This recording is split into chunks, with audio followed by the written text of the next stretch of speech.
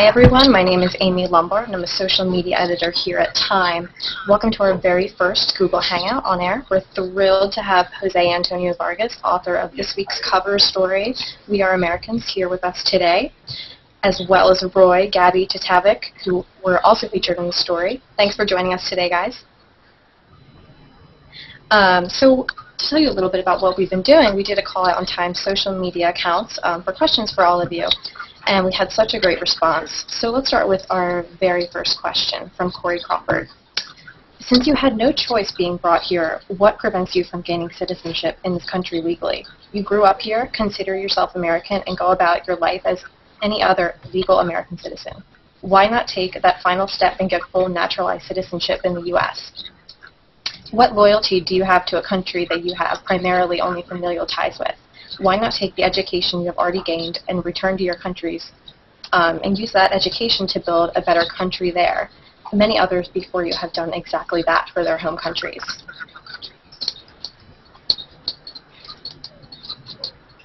I'm gonna go ahead and answer that question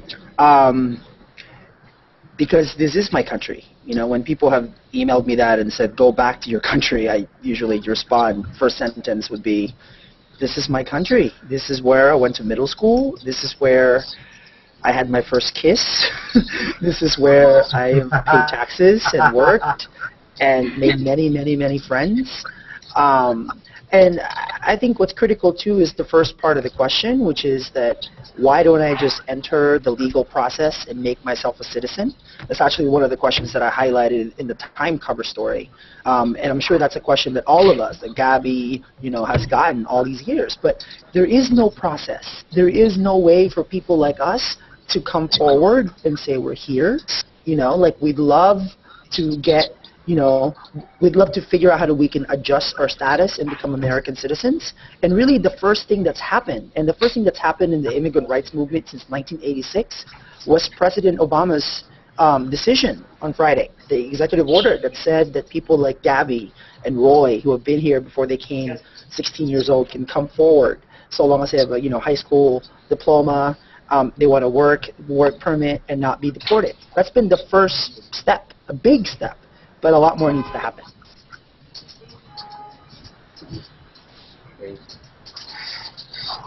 I could talk a little bit about that.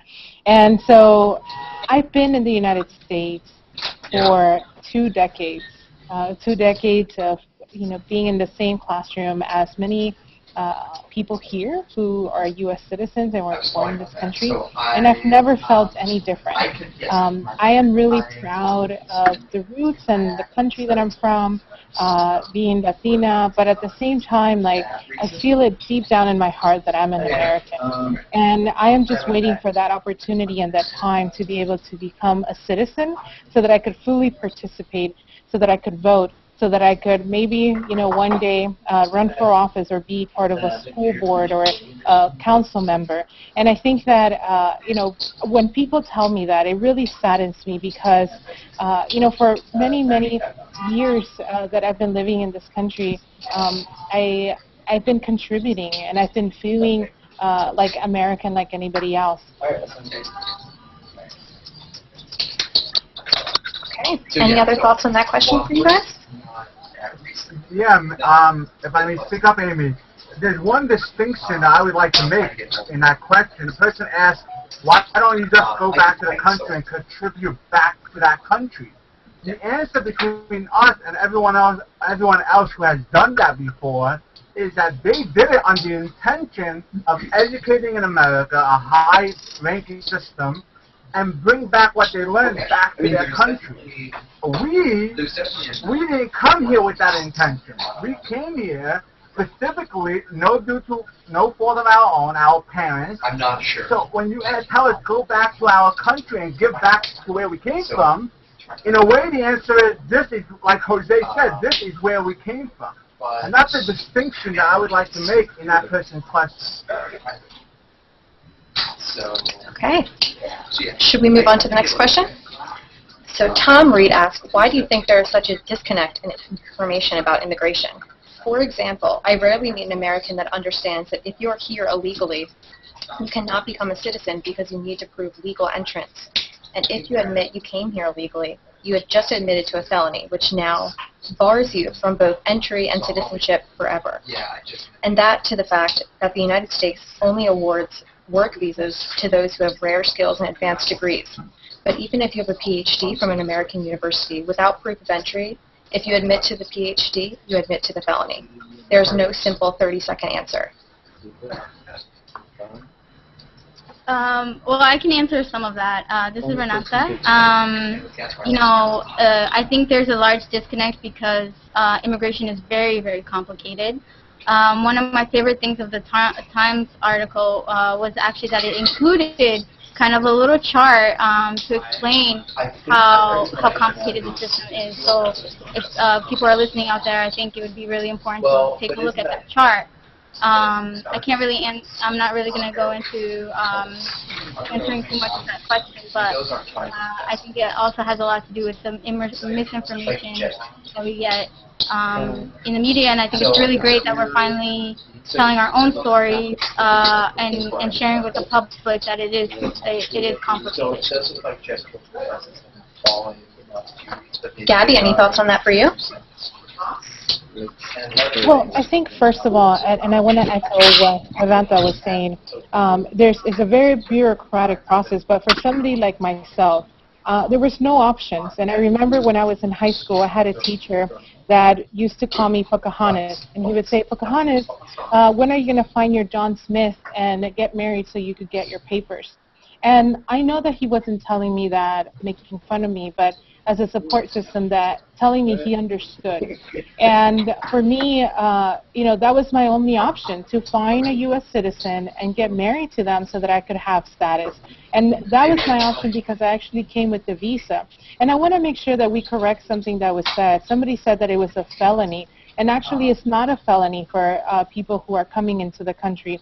It's actually a civil violation, the same way that somebody might get a driving ticket for driving too fast or parking in the wrong place. So, I think that there's a lot of misunderstanding and also miscommunication, but also lack of knowledge of how difficult and hard it is for people like myself, like my family, like Roy and Tadevik and Renata who are here, and Jose, for us to be able to, make that line, right? People talk about it, and Jose talked about it in his article. There is no line for people like us. And so what we are asking and what we're saying, and we're really grateful for the opportunity that the president has given us to be able to take a deep breath and not fear deportation, but it's, immigration reform, and to really, look at what is happening in the country and find a solution to this problem. I'm actually going to add just one more thing to that, which is why I'm so thankful for Time Magazine for letting me do this story. I've had so many people email me or send me a Facebook message saying that this is the most they've read about how the process of immigration in this country works. There is, as Gabi was saying just a few seconds ago, there is such a flood of misinformation and ignorance out there. People just don't know what the facts are. The fact, for example, that not everybody who's an undocumented immigrant is from Mexico. The fact that, 1 million of undocumented people in this country are from Asia and Pacific Island, who are Asian or Pacific Islanders. There's just a lot of facts out there that journalists, for whatever reason, haven't been able to get the full story out. And that's why I'm really happy about this Time Magazine article that actually unpacks and explains a lot of that. I'd just like to add a little bit to that. I'm living proof of that not only Latinos are undocumented. I'm from across the country, across the world, and it's really important for me especially to get the word out there that it's not just Latinos who are undocumented. It's also we're all over the world, and I love that this article gets the word out and gives us the opportunity to let the world know that we're here and we're not leaving.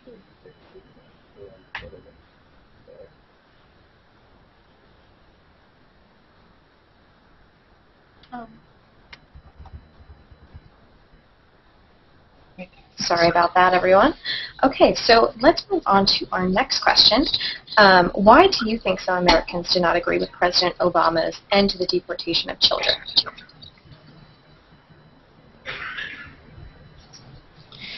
So I think that it was expected, right, for some people not to agree with the leadership and the big, huge step that the president took. It was very historic, I want to add, for him to have taken that bold step and said, you know, they are one of us. We are we are Americans.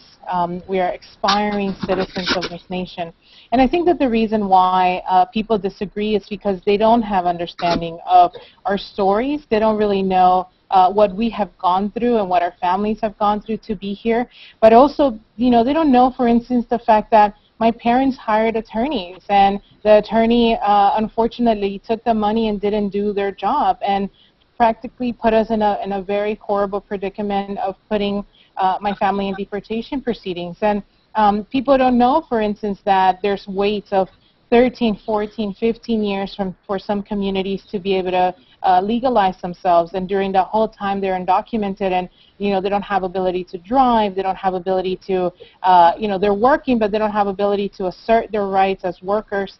And so I think that there's a lot of lack of information, but there's also just this sentiment that across the world, immigrants have been seen as the root of all evil, and we continue to be, you know, scapegoated. So in this country, before the economy was down, the economy was doing well.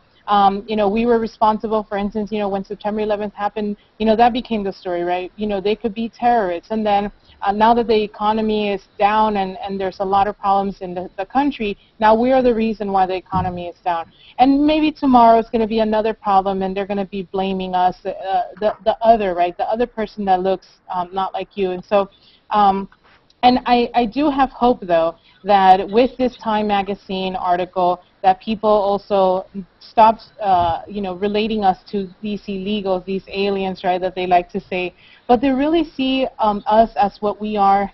You know, we are Americans, we're part of this nation, and we're part of this world. Jose, what do you think? I think I love Gabi. That was a perfect answer. I mean, again, I mean, to me, I would love, by the way, you know, immigration now is right alongside the economy as a critical issue in this election. It is going to be a critical issue in this election because what is actually at stake in this election, more than the economy, is American identity itself, right? And as Mitt Romney talks about this in the next few weeks, Governor Romney, can you talk to us? We would love to get in one of your campaign buses and just sit there with you and talk about immigration and how we can actually help each other, Democrats and Republicans, actually come to figure out a solution. I mean, I've heard you say on television that you want a long-term solution. All right, let's go find one together. We would love that. And it is now up to the politicians out there, people who are running for office, aspiring to be the president of the United States, to be able to actually look at the faces and the eyes and the people that they're talking about and realize that this issue is not simple. It is not black or white. We're talking about complex human beings, and we're talking about a complex issue. So let's start having that conversation. Good answer. Anybody else want to jump in on? Yeah, I'm going to jump. Let's hear it, Roy. Amy, is the question was why do we think that people are opposing to what President Obama did? And there's quite a few answers to that. Let me tell you what happened on Twitter the day that the president announced it. A journalist, I won't say his name, but a journalist tweeted me and asked me, you think just because Congress didn't act quick enough that the president has the right to do so? And I started thinking, I'm like, not act quick enough? Not act quick enough? Try 11 years not acting quick enough. It was about time that somebody stepped up and did something. Maybe what the president will do will incentivize or motivate Congress to say, okay, you know what, let's do it our way. Maybe, perhaps. That's the first reason why I think people are quite opposing, because it came from the president and didn't come from Congress, which technically represents the people. At the same time, 11 years later, Congress still didn't act. So the question is, what do we do now? That was the question the president was thinking about. Whether it was political, whether it was not, doesn't matter. It was humane. And that's what we have to look at it. We have to look at it as a humane story, as someone to do good for the country, allowing 800,000, a million people a chance to work and give back. And this Time magazine that we're all talking about allowed that new conversation to come into place. You know how many calls I've got, just like Jose, just like Gabi, just like others. You know how many calls I got from people that said, wow, I didn't even realize how complicated our immigration system is. That's what the conversation is about. Once they understand our story, once they understand the immigration system, I think a lot more people start either supporting or say, let's find a new solution. And that's where Congress comes in. So, Tata, what do you think?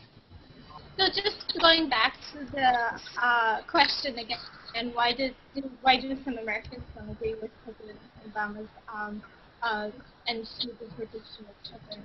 I think one reason why people disagree with all of this is that they don't know our stories. They don't know us. For example, I have a person who disagrees with anything. If they know story, they know how much of a struggle it's been to go through college, to want to aspire to do more in this world. You know, trying to apply to graduate school has been such a hard thing to try to actually find the ways to pay for graduate school. 7 years of school, trying to get a PhD is almost impossible if you're an international student without any financial aid. I think people don't know our stories, and once they get to know our stories, they realize that we actually contribute to the community of the country so much, and we want to do so much more, but we just can't. There's nothing for us to do it, and I think that once people understand that we want to contribute and we want to do good in this world, that they realize that there should actually be a process for us. There should be a way for us to do what we want. That's why I think everything needs to change.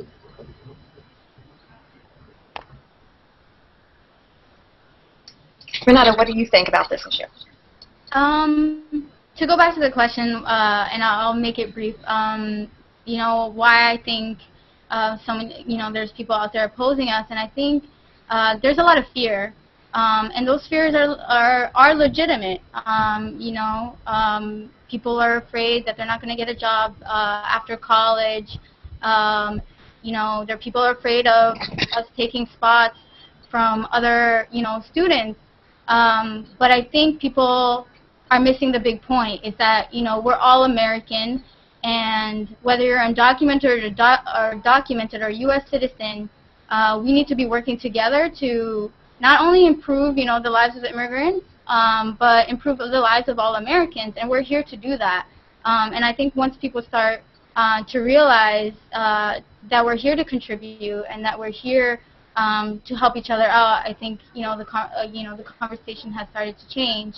But I do understand people's fears, and I welcome anybody who wants to sit down and tell me their story of how difficult it is, to be making it in the U.S., whether you're a U.S. citizen.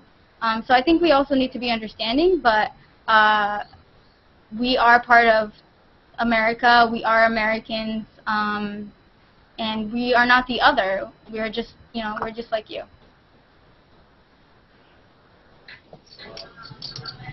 So now, if you could tell our readers anything else, any other comments that you guys would like to add? Anything?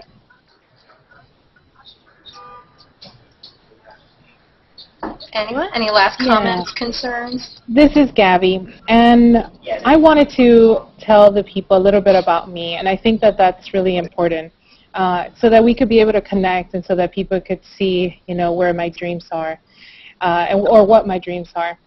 So I came from Ecuador when I was a child. I started in the 3rd grade, and I was actually a little bit advanced in math, and they put me in a gifted program.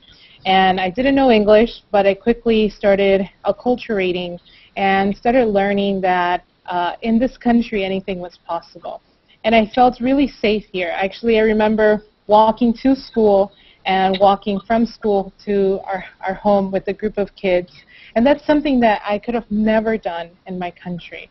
And I remember going and crossing a bridge and sitting down underneath a tree, just talking and laughing and being kids. and being home, getting to the house really late, and my parents being upset with me, but I would do that because I felt safe. I felt like nothing was going to happen, and that was the reason, one of the reasons why my parents moved to the United States, because they wanted safety for their children. I went on to be a great student. I was part of the orchestra. I was part of the basketball team and track, and you name it. I was there in school and loving every second of it, and never, like I said before, felt different. And the first time I learned about my status was when my sister tried to go to college and they denied her. And I knew then that I had to do something. And I tried to prove myself, and I tried to do as much as I could. And when I graduated from high school, the harsh reality hit me that, even though my friends were going to top schools, that I couldn't do that. And it really hurt me, but I was able to persevere. I was able to graduate from college. I have 3 degrees, and my dream is to be a music therapist and work with autistic children and be a teacher. I have a special education degree, and I want to work with children with Down syndrome, and my dream is to open music therapy centers, start here in the United States, create policy that changes the lives of those people, and then go around the world, teaching and creating these systems. And, I love Maria Montessori, and she's one of the people that I look up to. And one day, my aspirations is to be the Maria Montessori of the United States.